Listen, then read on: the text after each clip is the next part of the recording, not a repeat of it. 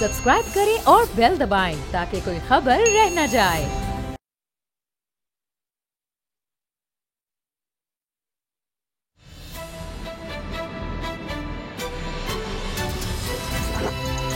अब पता चला। बिस्मिल्लाहिर्रहमानिर्रहीम, अस्सलाम वालेकुम। मैं हूं मोहम्मद उसामा गाजी और आप देख रहे हैं अब पता चला। एक बहुत बड़ी खबर जो आप बोल न्यूज़ की स्क्रीन पर देख रहे हैं, ब्रेकिंग न्यूज़ है। सरदार मुजफ्फर डिप्टी प्रोसिक्यूटर जनरल नैब, उन पर कातिलाना हमला हुआ। अल्लाह का शुक्र है कि वो बाल बाल बच गए।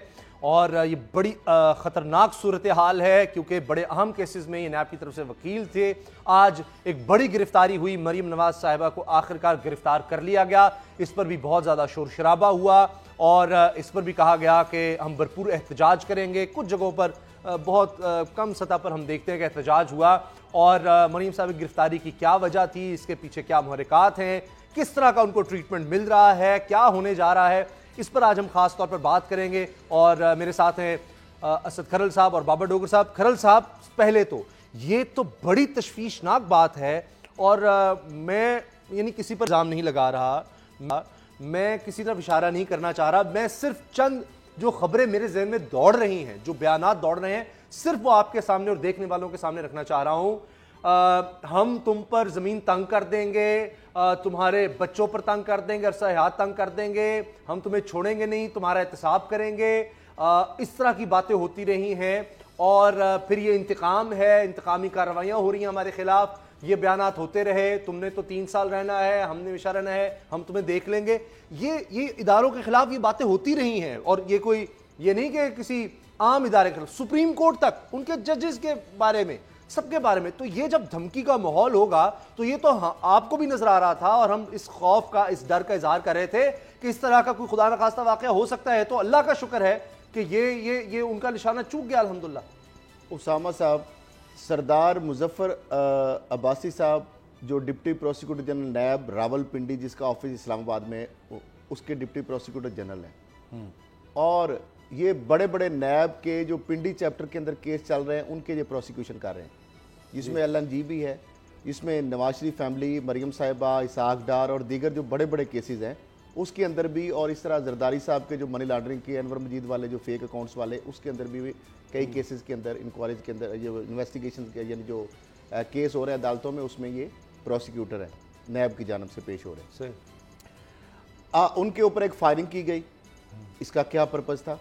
उनकी किसी से दुश्मनी नहीं, मैं बड़ी अच्छी तरह उनको जानता हूँ। कई दफ़ा हम इकट्ठे हुए, कई केसों में हमारा सामना हुआ अदालतों के अंदर। अच्छा। इंतहाई मेहनती हैं, अपराइट हैं, ना झुकते हैं ना बिकते हैं, और जो भी बात आइन और कानून की होती है वो मैंने देखा अदालतों के अंदर भी वो पूरी अग्रेसिवली वो अपना जो पॉइंट ऑफ व्यू है आइनी तौर पर जो नैब का मौक़िफ़ होता है उसको वो रिप्रेजेंट करते हैं, बेशक आगे से कितना सा बड़ा भी मुल्ज़म क्यों ना हो। ये मैंने खुद उनको विटनेस किया। इससे पहले एडिशनल प्रोसिक्यूटर जनरल नैब नैयर रिजवी साहब, उन पर भी फायरिंग हुई। उस हवाले से चेयरमैन नैब ने पुलिस हुकाम को लिखा भी कि उनको सिक्योरिटी फराम की जाए। इससे पीछे आ जाए, आपको 2 वाकयात, नैब रावलपिंडी की टीम को धमकियां ओमनी ग्रुप की जानब से आई, ये बात रिकॉर्ड पे आ चुकी है, हेडलाइन की जीनत बन चुकी है, लेकिन उसके ऊपर क्या प्रोटेक्शन दी गई? इससे पहले नैब लाहौर के अफसरान को सुहेल जफर चट्ठा जो मफरूर SP है, जो अमेरिका भाग गया, करोड़ों रुपए की करप्शन करके मतलूब है, उसकी जानब से धमकियां दी गई। नैब अफसरान को क्या प्रोटेक्शन दी गई? इससे पहले कामरान फैसल जो RPP रेंटल पावर जो केस है उसकी इन्वेस्टिगेशन कर रहा था, उसको कत्ल करके खुदकशी का ड्रामा रचाया गया। और उस वक्त के डिप्टी चेयरमैन नैब किस बंदे से लेकर करोड़ों रुपए के ब्रीफकेस भर के और किसकी गाड़ियों में बैठ के मियां चन्नू में कामरान फैसल के घर उसके वालिद को गली में बुला के, ये सुप्रीम कोर्ट के सामने मैंने खड़ी होकर बात की। अच्छा। खड़े होके जी नैब के हुकाम की मौजूदगी में कि मुझे बता दिया जाए वो किस बाअसर जो शख्सियत है, किसकी गाड़ियां थी, वो नैब की प्रॉपर्टी नहीं थी गाड़ियां, वो पैसे किसने दिए थे उसका बाप का मुंह बंद कराने के लिए। मामला ये है उसामा साहब, JIT के हवाले से अनवर मजीद और आसिफ जरदारी वाला जब केस था, बशीर मेमन की फैमिली के ऊपर जमीन तंग कर दी गई थी जो DGFI थे। सुप्रीम कोर्ट के इस पर नोटिस लेना पड़ा। फिर एफआईए ने वहां पे कहा कि चूंकि सिंध हुकूमत पीपल्स पार्टी की है, हमें रिकॉर्ड नहीं दिया जा रहा, हमारे आईओएस को धमकियां दी जा रही हैं। फिर सुप्रीम कोर्ट ने एक हाई पावर्ड जेएलटी बनाई, उसमें आईएसआई को और बाकी इदारों को शामिल किया गया। फिर उसमें रेंजर की सिक्योरिटी दी गई। ये कोई पहला मामला है। अभी भी देखे ना, तफ्तीशी अफसर वो कत्ल हो गया। अब मुझे ये बताएं, उसामा साहब रावलपिंडी नैब के ऑफिस के अंदर, नैब लाहौर के ऑफिस के अंदर, नैब कराची के ऑफिस के अंदर ऐसे ऐसे लोगों के बारे में इंक्वायरियां और इन्वेस्टिगेशन हो रही हैं जिनके आगे पीछे मोटरकेड, जो आज तक 30-20 लोगों को कत्ल करवा चुके हैं, जो इंसानों को गाजर मूली की तरह समझते हैं। अब नैब के एफआईए के अफसरान, वो नो डाउट वो कौम के हीरो हैं।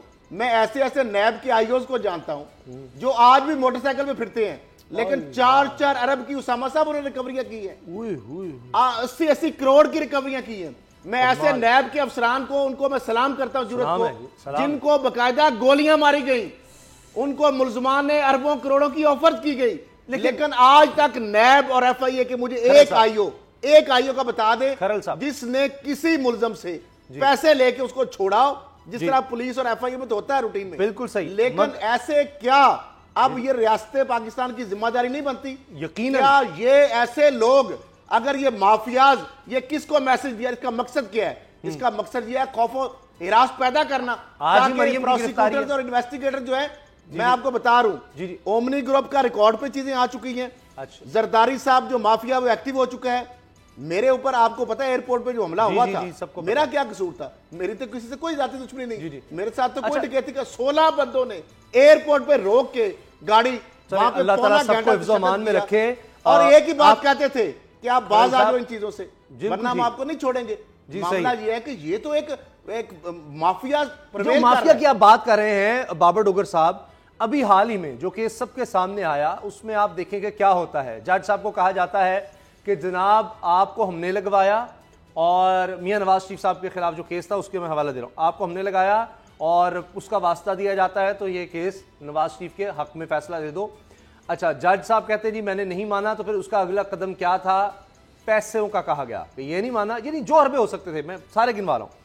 पैसों का कहा गया, तुम्हारे बच्चों को जहां कहते हो बाहर सेटल कर देंगे बरतानिया में, और कारोबार भी, और करोड़ों रुपया भी कहा गया, और ये मदीना पाक में बैठकर ये ऑफर वहां पर लगाई गई। फिर वहां पर उसके बाद क्या हुआ? वो कहते जी मैंने वो भी नहीं माना, तो फिर कातिलाना धमकी दी गई कि जनाब मैं नवाज शरीफ के कहने पर, या नवाज शरीफ कहने पर नहीं, मैं वैसे कई बंदे कत्ल कर चुका हूं और नवाज शरीफ ने मुझे बचाया, तो लिहाजा सोच लो मैं किसी भी हद तक जा सकता हूं। ये धमकी दी गई। फिर ये भी नहीं मानी, तो आखिर में क्या हुआ? वीडियो सामने आ गई। अब ये जो लोग ये कर सकते हैं, मैं ये नहीं कह रहा कि इसमें नून लीग है या कोई है, मैं वैसे कह रहा हूं कि जिस मुल्क में ये माहौल होगा, ताकतवर ये लोग इस तरह की बातें करेंगे। ये तो एग्जाम्पल हमारे सामने है, एफआईआर दर्ज है, एफआईआर में केस मौजूद है, तो ये तो फिर ये चीजें तो फिर होंगी उस मुल्क में, जब इस तरह से आप बड़े बड़े माफिया को हाथ डालेंगे। बाबर साहब, नैब के जो प्रोसिक्यूटर हैं वो पाकिस्तान के सबसे ताकतवर, सबसे मजबूत, सबसे जो वो लोग जो वक़्क़े फिरौन थे, उन पे उन्होंने हाथ डाला हुआ है। रज़ाई साहब ऐसे ही नहीं कहते थे कि मैं तुमको देख लूंगा, मैं तुमको निशाने इब्रत बना दूंगा। आप देखेंगे सुप्रीम कोर्ट के जजेस को धमकियां दी गई, जिस तरह से वो पीएमएलएन के जो रहनुमा थे, जो कराची में जो सेनेटर थे निहाल हाशमी साहब, उन्होंने क्या कहा था कि आपके बच्चों को निशाने इब्रत बना दिया जाएगा।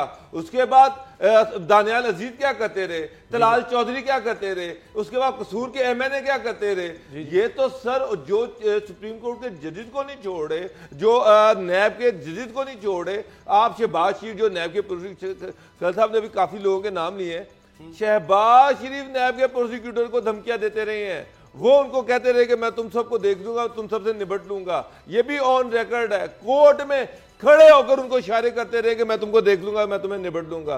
सर मैं तो सबसे पहले देखें, एवं नहीं सुप्रीम कोर्ट ने सिसिल माफिया और गॉडफादर का लकब दिया था। उनको पता था ये कितने खतरनाक लोग हैं, कितने बादशाह लोग हैं, इनके कितने ज्यादा रिसोर्सेज हैं और इनकी कितनी ज्यादा पेनिट्रेशन है। और जो चीजें साबित हो रही हैं, जो ये जजेस की वीडियोस आ रही है, और मरियम जो है वो थ्रेट कर रही हैं कि मेरे पास और भी वीडियो हैं, उसमें सुप्रीम कोर्ट के जजेस भी हैं, और ये जो सारी चीजें सामने आ रही हैं, इसका मतलब ये है कि इनके हाथ बहुत दूर तक हैं। सरदार कमाल बेचारा एक डिप्टी प्रोसिक्यूटर जनरल था, और उस पर जिस तरह से आज फायरिंग हुई है, अब जो चीज़ें सामने आ रही हैं, चेयरमैन नैब ने हुकूमत से कहा कि इनको सिक्योरिटी दी जाए, उसके बाद सुप्रीम कोर्ट ऑफ पाकिस्तान ने कहा कि इनको सिक्योरिटी दी जाए। चेयरमैन नैब ने भी तो कहा कि मुझे धमकियां दी गई बिल्कुल, हैं। चेयरमैन नैब तक को धमकियां मिली थी, उनको रेंजर की सिक्योरिटी पर ऑफर की गई। तो अभी भी चेयरमैन जो है सीवियर थ्रेट्स है उनको, अच्छा, उनको बाकायदा थ्रेट्स मिल रहे हैं। सवाल ये है खल साहब, एक मिडल मैन इमरान खान ये कह रहे हैं कि मैं किसी को एनआरओ नहीं दूंगा। इमरान खान साहब ये कह रहे हैं कि इन सबको पकड़ा जाएगा, लूटा हुआ माल इनको वापस देना पड़ेगा। खान साहब इतने बड़े दावे आप कर रहे हैं, आपकी गवर्नमेंट जो है उसका ये नारा कि हम एहतसाब करेंगे। आपने कहा कि जिसने करप्शन की उसको नहीं छोड़ूंगा। तो जो वो अदारा जिसने इनसे पैसे निकलवाने हैं, वो अदारा जो इनको प्रोसिक्यूट कर रहा है, वो अदारा जो इन सारे केसेस को डिग आउट कर रहा है, उसकी सिक्योरिटी के लिए आपने क्या किया है? हमें फिक्रिया है। लेकिन आप दोनों से मेरा सवाल है, असद खलील साहब पहले आप इसका जवाब दें कि क्या अब सरदार मुजफ्फर साहब, ये पता लग जाएगा उनसे जब पूछा जाएगा, अभी बोल न्यूज़ की बात भी हुई है, उन्होंने कहा कि किसी समत से उन पर फायरिंग की गई और कोई नुकसान नहीं, अल्हम्दुलिल्लाह वो इसमें महफूज रहे हैं। तो क्या ऐसा होता है कि ये प्रोसिक्यूटर जो होते हैं उनको भी इस तरह से कोई ऑफर्स की जाएं या धमकाया जाए भाई हमारे खिलाफ केस सही तरह ना लड़ो? क्योंकि बाबर साहब और आप लोगों ने अभी आप खुद बता रहे थे प्रोग्राम से पहले कि लोग आपको कहते हैं कि मेरे खिलाफ तुमने खबर लगाई तो मैं छोड़ूंगा नहीं। साहब शहबाज शरीफ साहब ने कोर्ट में, नैब कोर्ट में जो सामने प्रोसिक्यूटर था उसको ऐसे करके ये इशारा किया कि मैं तुम्हें निपट लूंगा। क्या ये अब की बात है? ये रिसेंटली ये सारे मीडिया ने इसको रिपोर्ट किया कि जो स्नैप का प्रोसिक्यूटर था उसको जब वो सामने आया तो शिबाशी ने उसको ऐसे किया और ऐसे मैं तुम्हें निपट लूंगा। आप तो एक बात कर रहे हैं, ये तो डॉक्टर साहब हवालात की 3 एग्जांपल है, उसकी रिकॉर्डिंग मौजूद है नैब के पास। शहबाज शरीफ साहब ने मोर देन 3 टाइम्स नैब के इन्वेस्टिगेशन ऑफिसर को धमकियां लगाई कि यहां से मैं निकल जाऊंगा और हम दोबारा जब इक़्तिदार में आएंगे हम देखेंगे आपको मैं किस तरह छोड़ता हूं। फिर उसके बाद हमजा शहबाज, वो हवालात के अंदर इंटेरोगेशन दौरान उसने धमकियां लगाई। ख्वाजा साद रफीक उसने धमकियां लगाई। जरदारी साहब टीवी पे बैठ बता चुके हैं कि ये नैब इसकी क्या मजाल। ओमनी ग्रुप के अनवर मजीद को आपने देखा एयरपोर्ट पे जब एफआई उसको ले जा रहे थे सुप्रीम कोर्ट गोगों पर, हथकड़ी लगाने लगे तो उसने मुंह के ऊपर मारी। जी मोहम्मद अली अबड़ो जो असिस्टेंट डायरेक्टर एफआई के था, उसने झटका और उसको हथकड़ी मुंह पे मारी उसके। मामला ये है कि इनको तो वीआईपी ट्रीटमेंट है और जो आईओज हैं, प्रोसिक्यूटर्स हैं, उनको तहफ़्फ़ुज़ नहीं है। और एक और बात, विटनेस जो है ओमनी ग्रुप के भी और इस तरह शरीफ फैमिली के, उनको गायब किया जा रहा है, उनको धमकाया जा रहा है, उनको डराया जा रहा है। ये बातें भी ऑन रिकॉर्ड है।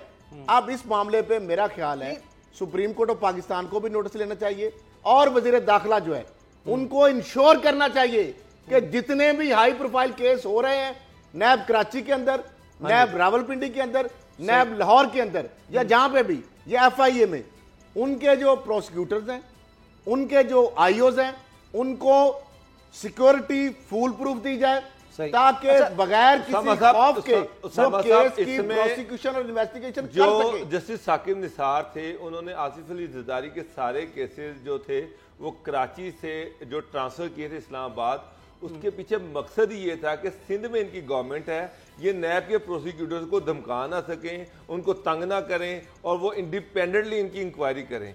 अब वो उनको पता था कि सिंध के अंदर ये तमाम हरबे यूज किए जाएंगे नैब को डराने के लिए। नैब प्रोसिक्यूटर के पास होता क्या बेचारा, एक कॉन्ट्रैक्ट पे एक एम्प्लॉय है जिसकी लाख 1.5 लाख रुपया तनख्वाह है और उसने डिग आउट करने हैं अरबों रुपए के केस।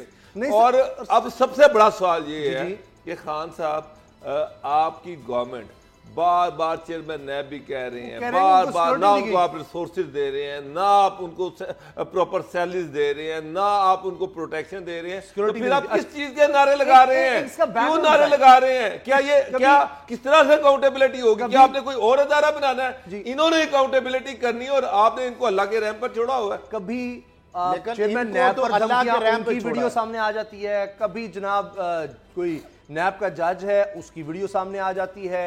अब शाहिद खान अब्बासी को पकड़ा जाता है, वो कहते हैं मुझे पकड़ लो, मुझे कोई मसला ही नहीं है। मिफ्ता इस्माइल को पकड़ा गया, वो एलएनजी का केस है अभी हाल ही में। ये ताने बाने मिल कहां से रहे हैं? और क्योंकि जो आपने सिंध की बात की, मेरे साथ ही हो चुका कि नया नया आया जब ये नाम मुजफ्फर टप्पी साहब का, तो एक जज साहब ने कहा ये टप्पी टप्पी कौन है, तो मैंने उस पर जब प्रोग्राम किया एक चैनल पर, तो उसके बाद उन चैनल के ओनर्स को फोन आ गया कि भाई इस एंकर को तुमने जिंदा भी रखना है या नहीं। तो हमें बाकायदा उसका मैसेज आ गया कि भाई आइंदा ये मुजफ्फर टप्पी ऐसे जैसे कोई छुपी हुई कोई चीज है और वो इतने ताकतवर थे कि उनका आप कोई नाम भी नहीं ले सकते स्क्रीन पर, ये तो हालत थी। तो ये क्या, ये माफिया कहां का फैला हुआ है, ताने माने कहां मिलते हैं खरल साहब? देखें, ये माफिया तो जो सुप्रीम कोर्ट के पनामा फैसले के अंदर जज साहबान की जो विजडम थी, आज पूरी कौम ने देख लिया कि वो माफिया बार बार आपको मुख्तलिफ शक्लों में नजर आता है। ये सिंध से ये इस्लामाबाद नहीं पहुंच सकते। अभी मैं बता रहा हूं कि रिकॉर्ड पे बात है, नैब के अफसरान को जो omni group fake money laundering Zardari साहब के केस की इन्वेस्टिगेशन कर रहे हैं, उनको बाकायदा धमकियां दी गई हैं और ये भी उन्होंने बताया चेयरमैन साहब नैब को, मुतलका अफसरान ने, कि वो ओमनी ग्रुप से रिलेटेड लोग हैं। इस हवाले से बहुत सारे शवाहिद भी आए हैं। उसके बाद ये वाकया हो जाना, और दूसरी जानब से ये कह रहे हैं ताने बाने देख ले। एक तरफ नहते आईओ बगैर असले के, बगैर यूनिफॉर्म के, बगैर प्रोटेक्शन के, और इस तरह प्रोसिक्यूटर, और दूसरी तरफ मुलजमान हमजा को देख ले किस तरह प्रोटोकॉल। मरियम साहिबा एक केस के अंदर सजा याफ्ता है, सजा मुअत्तल है, खत्म नहीं हुई, और दूसरे केस में उसको पकड़ा जाता है। अरबों रुपए की मनी लॉन्ड्रिंग है, और जो जजों को धमकियां दे रही जो है, उसका जो सिक्योरिटी दारों को धमकियां दे रही है, उस नैब का आईओ या इन्वेस्टिगेटर या प्रोसिक्यूटर बेचारा उसके सामने अच्छा, क्या उस है? खातून का साथ ट्रीटमेंट देखें, वीआईपी एहतसाब, वीआईपी सलूक, यानी जो डे केयर सेंटर, जो नैब के बेचारे अफसरान, जो खवातीन भी उसमें तादाद है, उनके बच्चों के लिए जो वहां पे ताकि वो काम करें और थोड़ी बहुत खेलने के लिए या बैठने के लिए या वहां पे उनको रखने के लिए, वो डे केयर सेंटर एक मुजरमा भी है और मुलजमा भी है, क्योंकि अभी वो कन्विक्टेड है, उनकी सजा मुअत्तल हुई है, खत्म नहीं हुई, उसके लिए वो डेडिकेट कर दिया जाता है। और साथ खवातीन पुलिस वाली जो है वो तैनात कर दी। ठीक है, करें आप। मुझे तो ये लग रहा है जैसे कोई मरियम साहिबा को नैब की अफसर लग रही है।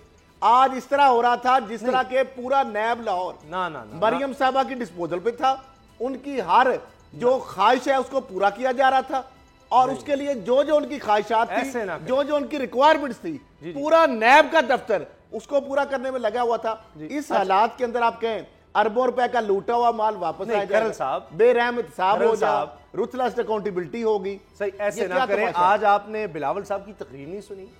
वो तो ऐसे था कि अब वो पता नहीं क्या कर जाएंगे, क्या हो जाएगा।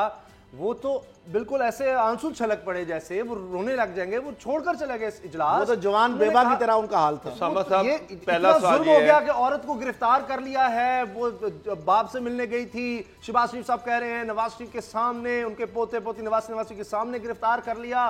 वो तो एक ऐसे कहानी सुना रहे हैं जैसे बड़ा कुछ जुल्म हो गया, बड़ी कुछ ज्यादा, पता नहीं हथकड़ियां लगा दी, तो आपने फेंका गया उनको किसी जगह पर, की गिरफ्तारी पे भी नहीं वो रोए। मेरा सिर्फ एक सवाल है बिलावल साहब से, वो ये कह रहे हैं कि जी नए पाकिस्तान में औरतों पर मुकदमे हो रहे हैं, और ये जो मुकदमे थे ये तो जनरल ज़िया दौर में औरतों पर मुकदमे हुआ करते थे, अब क्यों हो रहे हैं?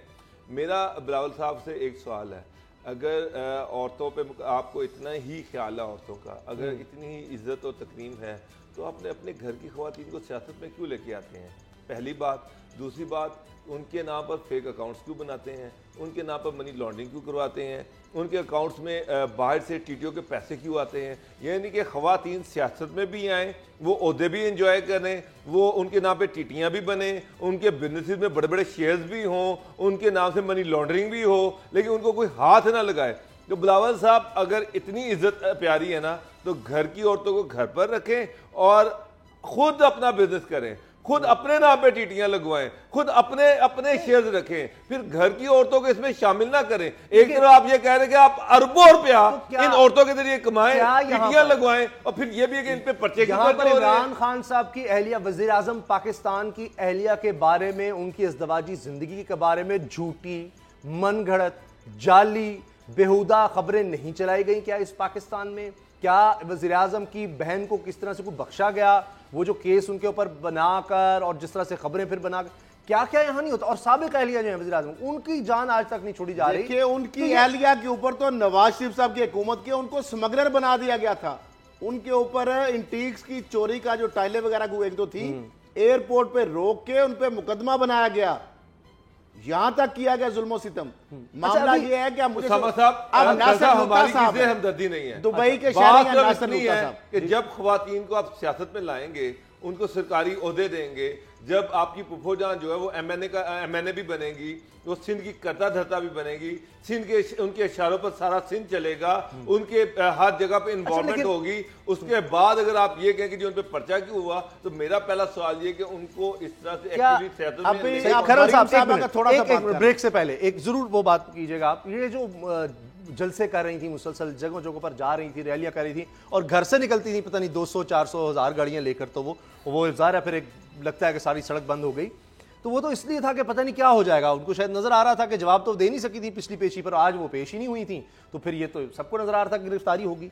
तो फिर क्या कौम अब समझ गई है कि ये तो इनके पास तो कोई जवाब ही नहीं है सारी दौलत का, और ये कहती थी मेरी लंदन तो क्या पाकिस्तान में जायदाद नहीं है, 1496 कनाल जमीन, कितनी और पाकिस्तान में लाखों औरतों का आप मिला दें, गरीब औरतों को लाखों को, उनको मिलाकर उनके पास इतनी जमीन नहीं होगी जितनी अकेली मरियम के पास है, जितनी दौलत 7 अरब हार रुपया इनके पास डायरेक्ट बाहर से आ रहा है। अरब रुपया चौधरी शुगर में अलग है सर, हिल मेटल में अलग है, हिल मेटल में अलग है, 85% पैसा हिल मेटल का नवाज शरीफ साहब के अकाउंट में आ रहा है और उसका 85% उस पैसे का मरियम साहब का डायरेक्ट अकाउंट्स में जा रहा है। मुझे ये बताएं कि अब जब घर की खवातीन को आप फ्रॉड के लिए, मनी लॉन्ड्रिंग के लिए, जराइम के लिए, करप्शन के लिए, किकबैक्स के लिए, लूट मार के लिए, इवन के नासर लूता साहब हैं यूएई के शहरी, उनके नाम के शेर बनाए गए।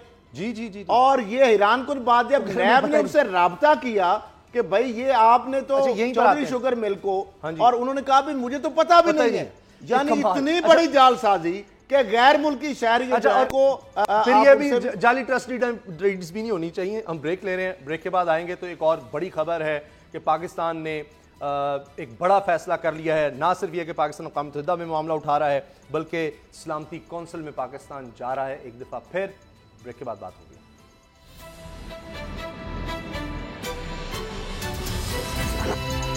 अब पता चला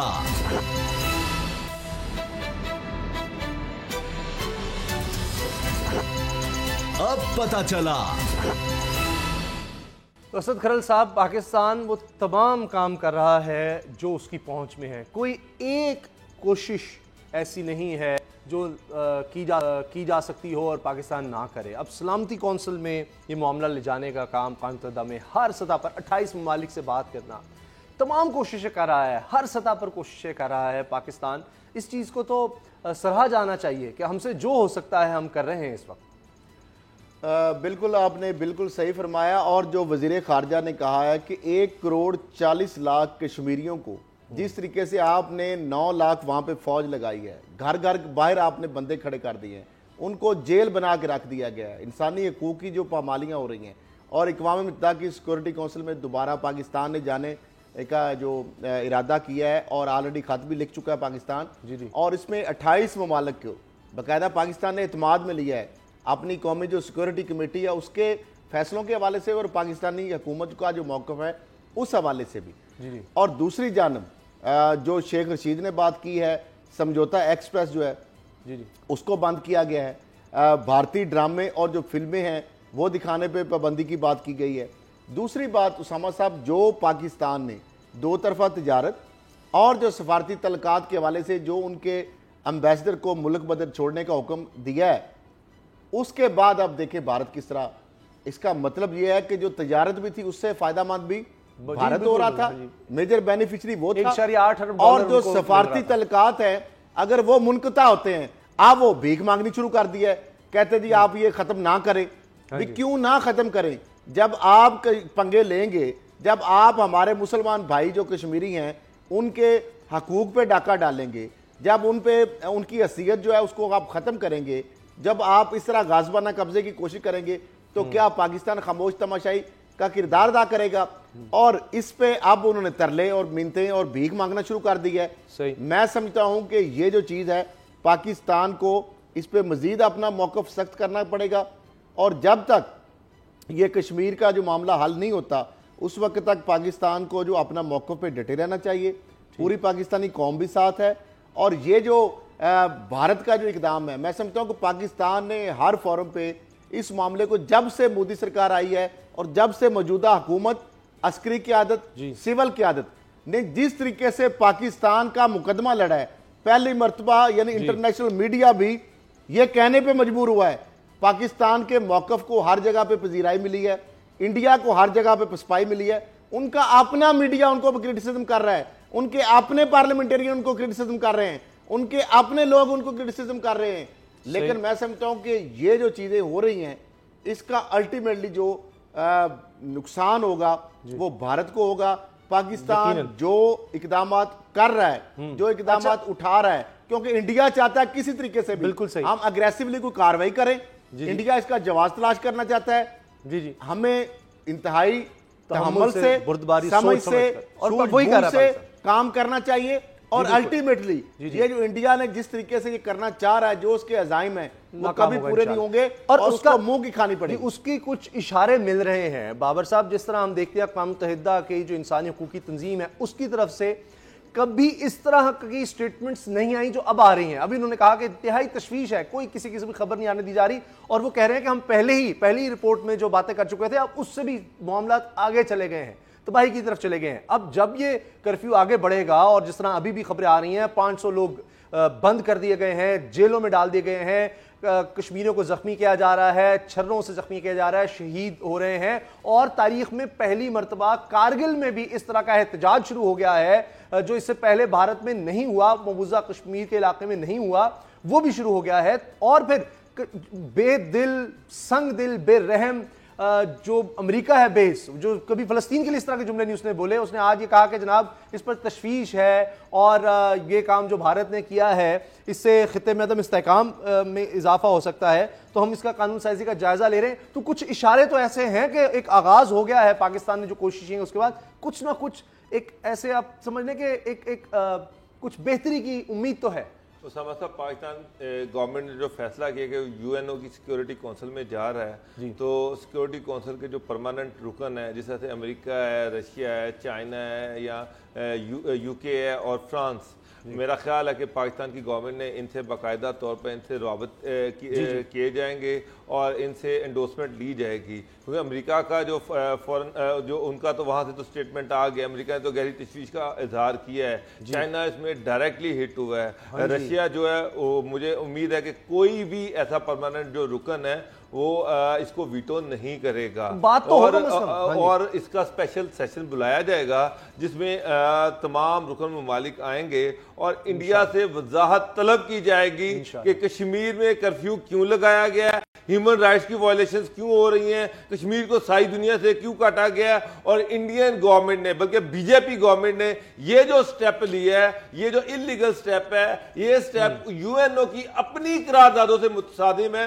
तो इसको वापस लिया जाए। तो अगर तो इसको कोई वीटो नहीं करता और ये रेजोल्यूशन जो है इस पर इजलास बुला लिया जाता है, तो मेरा ख्याल है कि ये पाकिस्तान की बहुत बड़ी ये फतह है, क्योंकि इजलास बुलाया जाना ही बहुत बड़ी फतह होगी। तो इसमें कोई शक नहीं है कि इंडिया के अंदर से बड़ी स्ट्रॉन्ग आवाजें उठ रही हैं।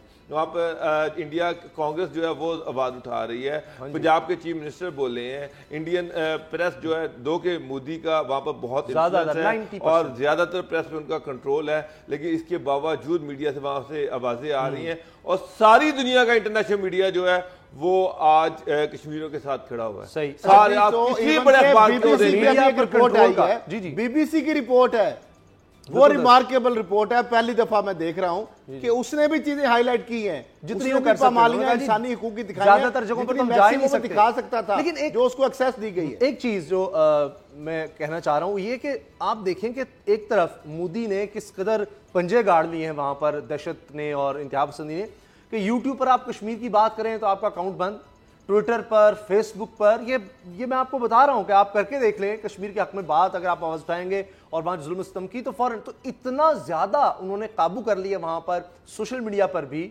और हमारे यहाँ जनाब पाकिस्तान में अजीब आवाजें उठाई जाती हैं, वहां जरा देखें कि क्या हाल है मीडिया का और सोशल मीडिया का, कोई बात नहीं हो सकती। सबसे जो ज्यादा मुझे दुख है ना वो ये है कि पाकिस्तान में अपोजिशन का जो एटीट्यूड था ना, सिर्फ मुझे उस पर दुख है कि अपोजिशन को बिल्कुल गवर्नमेंट के पीछे खड़ा होना चाहिए था और दुनिया को एक स्ट्रॉन्ग मैसेज देना चाहिए था कि जनाब हमारे लिए कश्मीर से ज्यादा अहम कुछ नहीं है। जो मर्जी हो जाए, हम कश्मीर से पीछे हटने वाले नहीं है। जिस तरह से सियासी दुकानें चमकाई गई ना इस इशू पर, उससे इंडिया के मीडिया को हमने एक अपॉर्चुनिटी दी।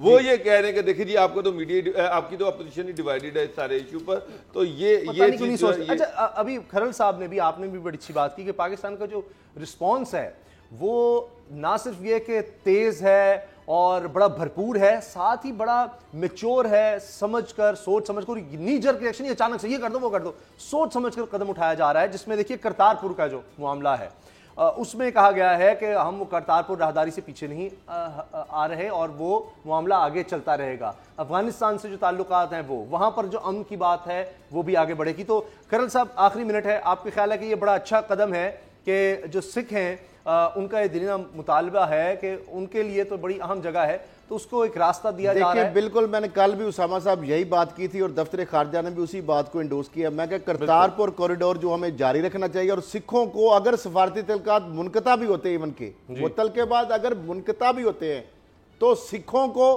जो अपनी मजहबी जो अपना मकामात हैं जो उनके पाकिस्तान में, उनके लिए जब भी वो आना चाहें, हमें पाकिस्तान के जो ही वो दाखिल हों ऑन अराइवल उनको वीज़ा देना चाहिए, उनकी फैसिलिटीज उनको देनी चाहिए। और ये चीज़ पहले भी आपको पता है, कॉरिडोर जो करतारपुर का जब इमरान खान साहब ने इनिशिएटिव लिया, मौजूदा हुकूमत ने, और उसमें आर्मी की आदत भी शामिल थी, तो उस पे इंडिया के अंदर जिस तरह सांप सूंघ गया उनको, क्योंकि सिखों ने तो इसको अप्रिशिएट किया। लेकिन मोदी सरकार ने कहा कि ये क्या हो गया है, वापस सफे मातम बिछी हुई है। मैं समझता हूं ये फिर दोबारा उसको इन्होंने दोबारा कहा है कि हम इंडिया को तो इनकार है, अच्छा, मोदी को तो इनकार है, लेकिन सिखों के लिए करतारपुर कॉरिडोर खुला रहेगा। गवर्नमेंट ने अपने कार्ड बड़ी मैच्योरिटी के साथ खेले हैं। जिस तरह से करतारपुर जो है उसको, उस कॉरिडोर को ओपन रखा गया।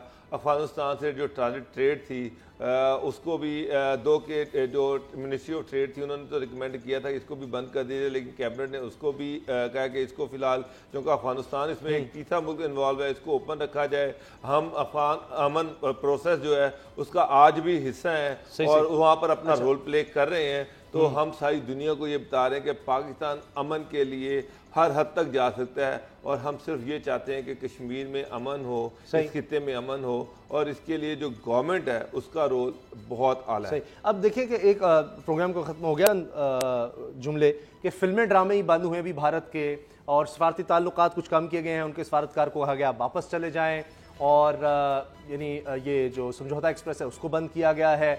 तो इसी पर ही भारत चीखें मारने लग गया है। अभी तिजारत उनसे मुअत्तल की गई है, उस पर ही उनकी चीखें निकल रही हैं। वो तो बड़े दावे करते थे कि हमें तो कोई फ़र्क नहीं पड़ेगा, अभी तो फ़िज़ाई हुदूद बंद नहीं की गई, अभी इससे आगे के कदम नहीं उठाए गए, तो अभी से चीखें निकलने लगी हैं भारतीय सरकार की। अभी तो ज़रा सा ये कर्फ्यू ज़रा कम होने दें, फिर देखें कि क्या होता है।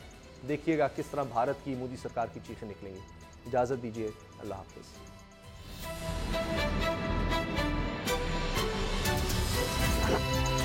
अब पता चला। सब्सक्राइब करें और बेल दबाएं ताकि कोई खबर रह न जाए।